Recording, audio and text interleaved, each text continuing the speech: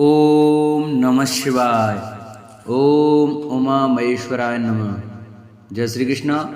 नमस्कार दोस्तों, स्वागत है आप सभी का हमारे YouTube चैनल आर के भक्ति में। भक्तों, आज की वीडियो में आज सुने आप सोमवार व्रत कथा। प्राचीन समय में एक नगर में एक धनवान साहूकार रहा करता था, जिसके घर में किसी प्रकार की कोई कमी नहीं थी, परंतु उसके कोई पुत्र नहीं था, जिस कारण वह काफी दुखी रहता था।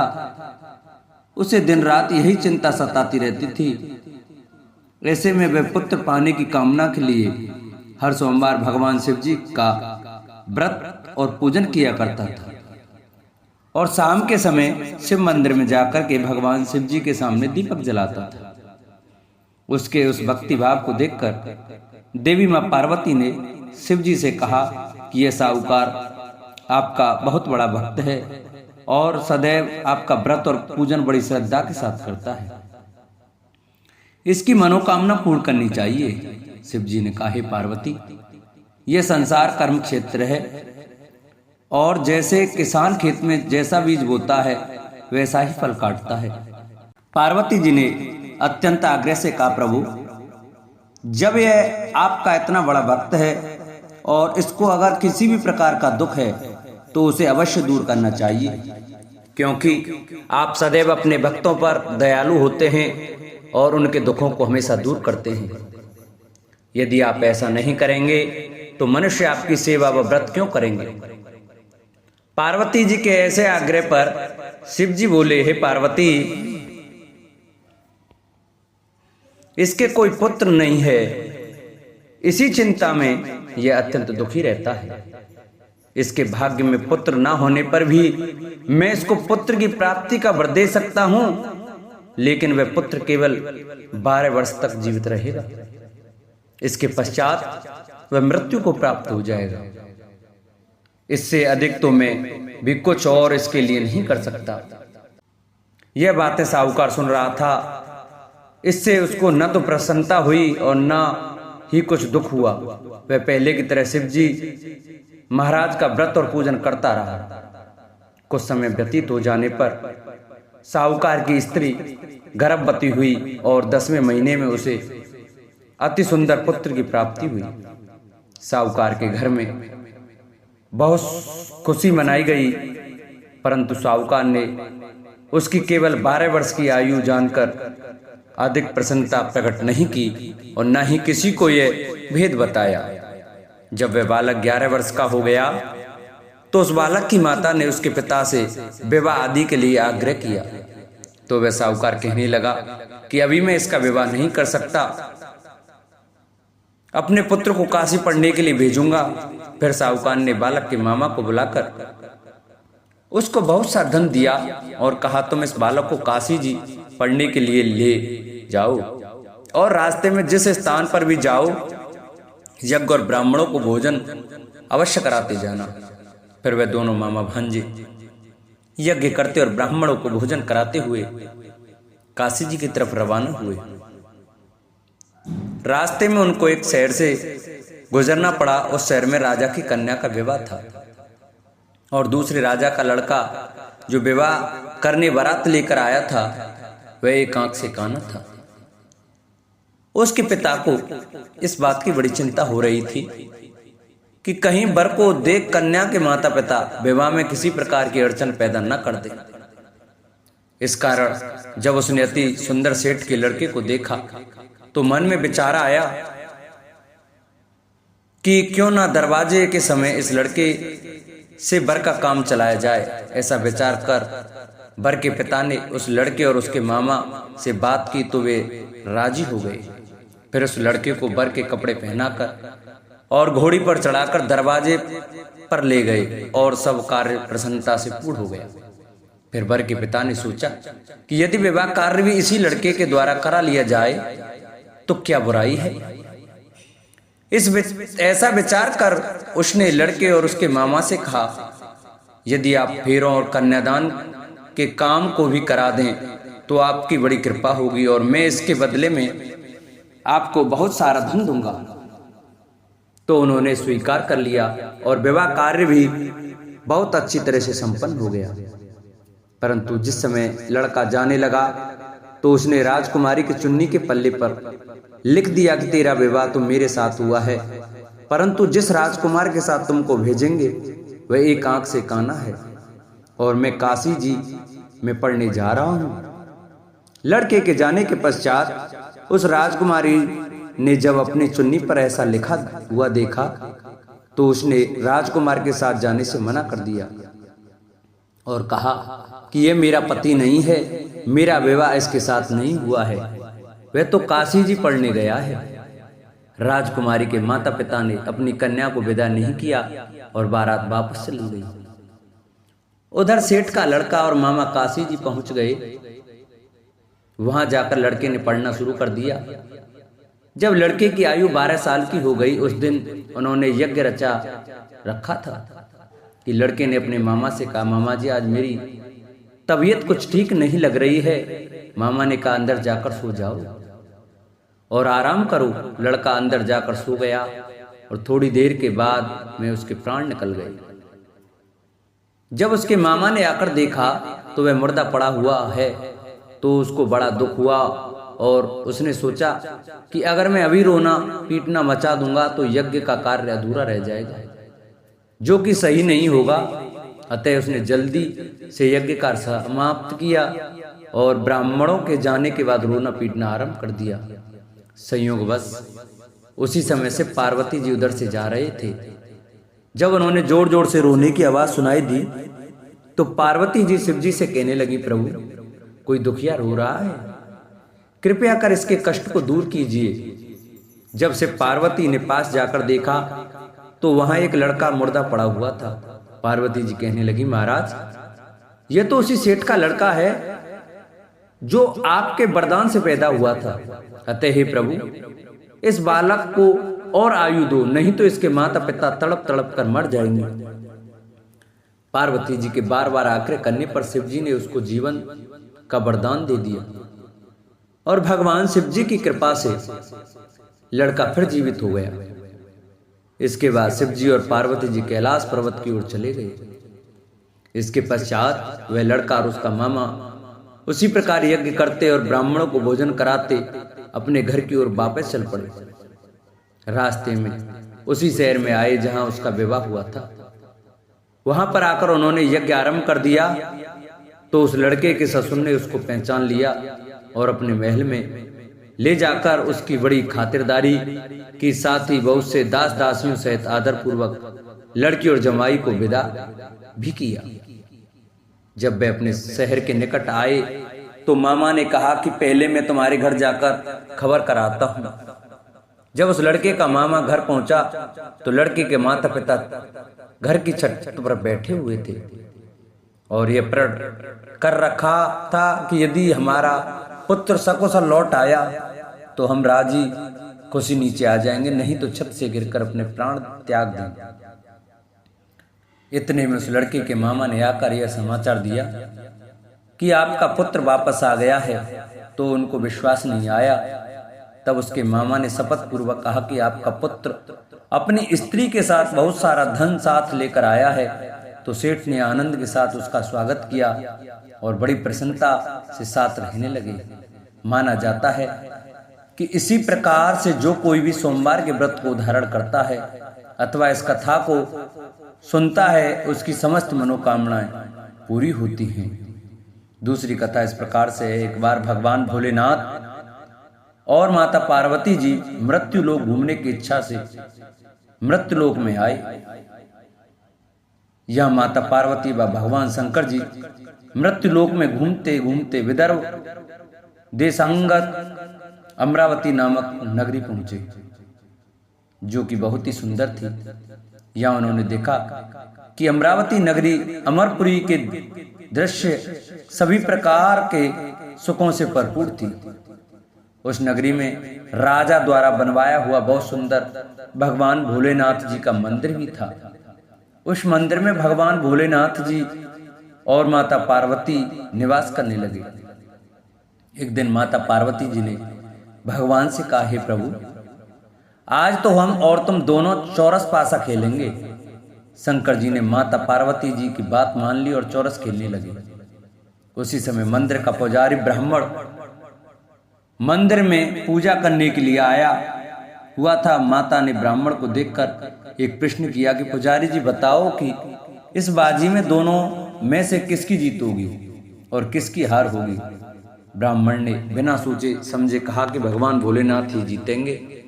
कुछ समय बाद बाजी समाप्त हुई और माता पार्वती जी की विजय हो गई। माता पार्वती को ब्राह्मण के झूठे बोलने पर क्रोध आया और कोढ़ी होने का श्राप दे दिया। भगवान शंकर जी के बहुत समझाने के बाद भी माता नहीं मानी और वो दोनों वहां से चले गए। कुछ समय बाद उस ब्राह्मण पुजारी को कोढ़ होने लगे और धीरे धीरे उसके शरीर के पूरे शरीर में कोढ़ हो गया। ऐसे में वह बहुत ही परेशान व दुखी रहने लगा। इस तरह कई दिन बीत गए। फिर एक दिन देवलोक से अप्सराएं शिव जी की पूजा करने उसी मंदिर में आईं। अप्सराओं ने उस पुजारी के कष्ट को देखकर बड़े दया भाव से उसके रोगी होने का कारण पूछा। तब पुजारी जी ने आप बीती सभी बातें निसंकोच होकर उन अप्सराओं को बता दी। यह सुनकर वो अप्सराएं बोली, हे ब्राह्मण, तुम दुखी मत हो।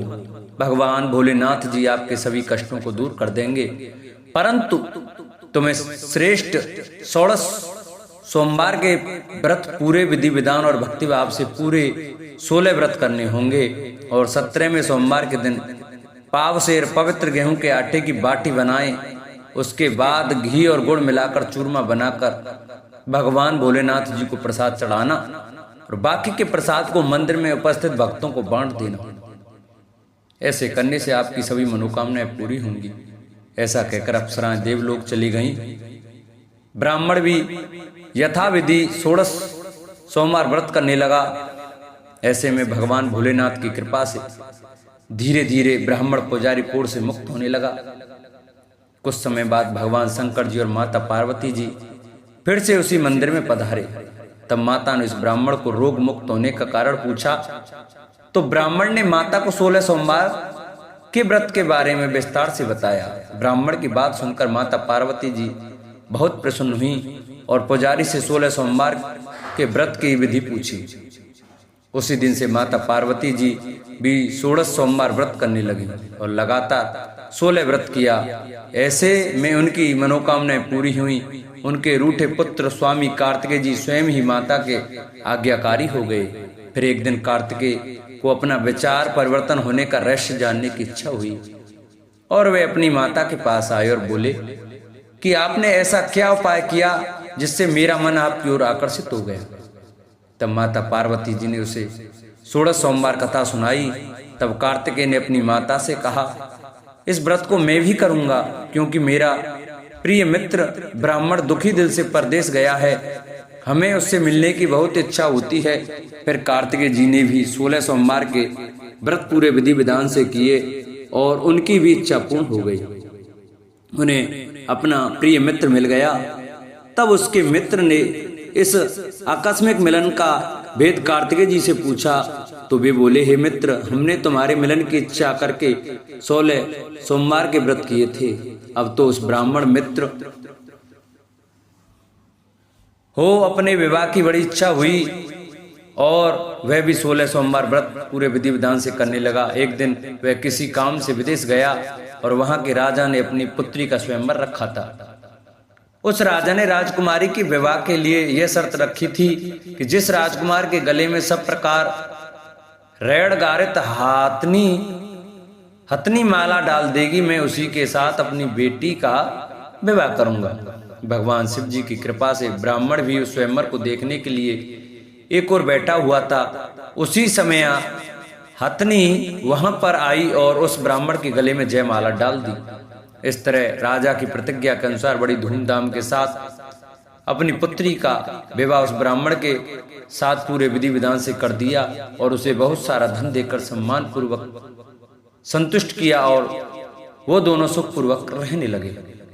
एक दिन उस राजकुमारी ने अपने पति से पूछा कि हे प्राणनाथ, आपने ऐसा कौन सा पुण्य किया है जो हथनी ने सभी राजकुमारों को छोड़कर आपके गले में जयमाला डाली तब ब्राह्मण बोला, हे प्राण प्रिय, मैं अपने मित्र कार्तिकेय जी के कथानुसार 16 सोमवार का व्रत किया था, जिसके प्रभाव से मुझे तुम जैसी रूपवान पत्नी मिली। इस व्रत की महिमा सुनकर राजकन्या को बड़ा आश्चर्य हुआ और वह भी पुत्र कामना के लिए 16 सोमवार व्रत करने लगी और भगवान भोलेनाथ से पुत्र कामना की प्राप्ति करने लगी।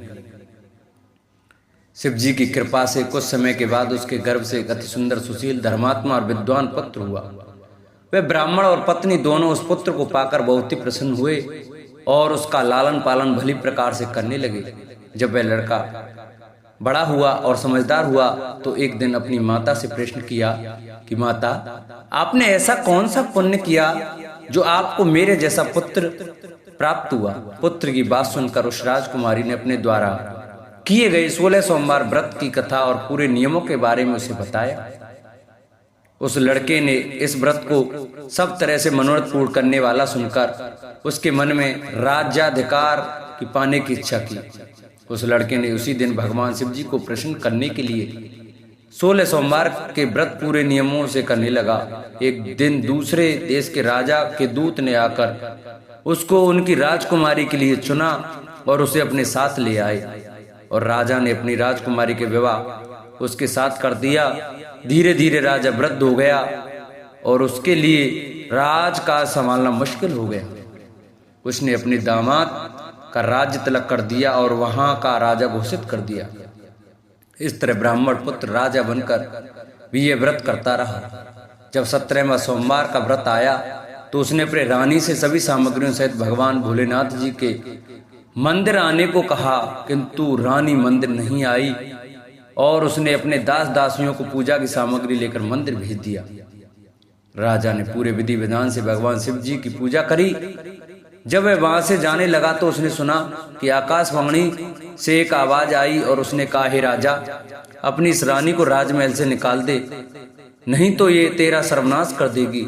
इस वाणी को सुनकर राजा आश्चर्य में पड़ गया और उसने तुरंत मंत्रियों की बैठक बुलाई और आप बीती सुनाई। मंत्री आदि सभी बड़े विस्मय और दुख में डूब गए, क्योंकि जिस कन्या के साथ राज्य मिला है, राजा उसी को राज से निकालने का जाल रच रहा है, यह कैसे हो सकेगा? अतः में राजा ने अपनी रानी को राजमहल से निकाल दिया। रानी दुखी हृदय से अपने भाग्य को कोसती हुई अपने राज से बाहर चली गई। बिना चप्पलों के और फटे वस्त्र पहने भूखी प्यासी धीरे धीरे चलकर एक नगर में जा पहुंची। उस नगर में एक बुढ़िया रोज सूत काटकर बेचने जाती थी। रानी की करुण दशा देख बुढ़िया बोली, तू मेरे साथ चल, मेरे सूत बिकवा दे, मैं वृद्ध हूँ, भाव नहीं जानती हूँ। यह सुनकर रानी बुढ़िया के सिर से सूत की गठरी उतारकर अपने सिर पर रख ली। अचानक से आंधी आई और बुढ़िया के सभी सूत हवा में उड़ गए। बेचारी बुढ़िया बहुत पछताई और रानी से कहा कि दूर रहना मेरे से। अब रानी एक तेली के घर गई और काम मांगने लगी कि अचानक से उस तेली के सभी मटके शिवजी के प्रकोप से चटक गए। ऐसी दशा देखकर उस तेली ने रानी को अपने घर से निकाल दिया। इस प्रकार रानी अत्यंत दुख पाती हुई एक नदी के तट पर गई तो देखा कि नदी अचानक सूख गई। उसके बाद रानी एक वन में गई। वहां जाकर उसने एक सरोवर देखा और वह पानी पीने के लिए सरोवर की सीढ़ी उतरी और पानी पीने के लिए जैसे अपने हाथों को आगे बढ़ाया तो देखा कि सरोवर का पानी नील कमल के सदृश जल असंख्य कीड़ों में गंदा हो गया। रानी ने अपने भाग्य का दोषारोपण करते हुए उस सरोवर का जल पीकर अपनी प्यास बुझाई। आराम करने के लिए एक पेड़ की शीतल छाया में विश्राम करने के लिए लेटी तो देखा कि उस पेड़ की सभी पत्तियां झड़ गईं। ऐसे में रानी जिस पेड़ के नीचे जाती उसी पेड़ की पत्तियां अपने आप झड़ जाती। वन सरोवर और पेड़ों की ऐसी दशा देखकर गाय चराते हुए ग्वालों ने अपने गोसाई स्वामी जी से सभी बातें बता दी। गोसाई जी के आदेशानुसार ग्वाले रानी को पकड़कर गोसाई जी के पास ले आए। रानी की मुख कांति और शरीर शोभा देखकर गोसाई जी जान गए कि यह कोई विधि की गति की मारी कुलीन अबला है। ऐसा सोचकर गोसाई जी ने रानी से कहा कि हे पुत्री, मैं तुमको पुत्री समान रखूंगा, तुम मेरे आश्रम में ही रहो और मैं तुम्हें किसी प्रकार का कष्ट नहीं होने दूंगा। गोसाई जी के ऐसे वचन सुनकर रानी को थोड़ी धीरज मिली और वह आश्रम में ही निवास करने लगी। आश्रम में रानी खाना बनाती तो उसके खाने में कीड़े पड़ जाते और जब वह पानी भर के लाती तो उसके में भी कीड़े पड़ जाते। अब तो गोसाई जी भी बहुत दुखी हो गए और रानी से बोला कि बेटी, तेरे पर कौन से देवता का कोप है जिससे तेरी ऐसी दशा है। गोसाई जी की बात सुनकर रानी ने कहा कि अपने पति के साथ भगवान शिव जी की पूजा करने नहीं जाने की पूरी कथा सुनाई। रानी की बात सुनकर गोसाई जी ने उसे इस कोप से मुक्त होने के लिए 16 सोमवार व्रत की कथा पूरे विधि विधान से करने को कहा। गोसाई जी की बात सुनकर वह प्रत्येक सोमवार का व्रत पूरे नियम से करने लगी। जब रानी के पूरे 16 व्रत हो गए और जब उसने 17वें सोमवार का व्रत किया और रोज की तरह भगवान भोलेनाथ की पूजा कर रही थी तो भगवान शिव जी के प्रभाव से राजा के मन में अपनी रानी का विचार उत्पन्न हुआ और सोचा कि मेरी रानी को गए बहुत समय बीत गया, न जाने कहाँ कहाँ भटकती होगी, मुझे उसे ढूंढना चाहिए। राजा ने यह सोचकर अपनी रानी की तलाश में चारों दिशाओं में अपने सैनिक को भेजा। सैनिक अपनी रानी को ढूंढते हुए गोसाई जी के आश्रम में आ पहुंचे। सैनिक अपनी रानी को वहां पाकर पुजारी जी से अपनी रानी को साथ भेजने के लिए कहा, किंतु गोसाई जी ने मना कर दिया और सैनिक चुपचाप लौट गए। राजा को सभी बातें बताई। तब राजा स्वयं रानी को लेने गोसाई जी के आश्रम आए और पुजारी जी से प्रार्थना करते हुए बोले, महाराज, जो देवी आपके आश्रम में रहती है वो मेरी पत्नी है। शिव जी के कोप में से मैंने इसे त्याग दिया था। अब इस पर से भगवान शिव जी का कोप शांत हो गया है, इसलिए मैं इसे लेने के लिए आया हूँ। आपकी आज्ञा हो तो मैं इसे ले जा सकता हूँ। गोसाई जी ने राजा के वचनों को सत्य समझकर रानी को राजा के साथ जाने की आज्ञा दे दी। गोसाई जी की आज्ञा पाकर रानी अपने पति के साथ अपने राज्य के लिए चल दी। रानी के आने की खबर पाकर राज्य के निवासी अनेक प्रकार के बाजे बजाने लगे। नगर के दरवाजे पर तोरण बंदरवारों से विधि से नगर को सजाया। नगर में घर घर में मंगल गान होने लगे। पंडितों ने विविध वेद मंत्रों का उच्चारण करके अपनी रानी का स्वागत किया। इस प्रकार रानी ने अपनी राजधानी में पुनः प्रवेश किया। राजा ने अपनी रानी के आने की खुशी में ब्राह्मणों को अनेक प्रकार के दानादि देकर संतुष्ट किया। याचकों को धन धान्य दिया और पूरी नगरी में जगह जगह सदा व्रत खुलवाए, जहां भूखों और गरीबों को खाने को मिला। इस प्रकार राजा रानी भगवान भोलेनाथ जी की कृपा से सभी प्रकार के सुख भोगते हुए और 16 सोमवार व्रत की कथा करते रहे। अंत में अनेक प्रकार के सुख भोगते हुए शिवपुरी को पधारे।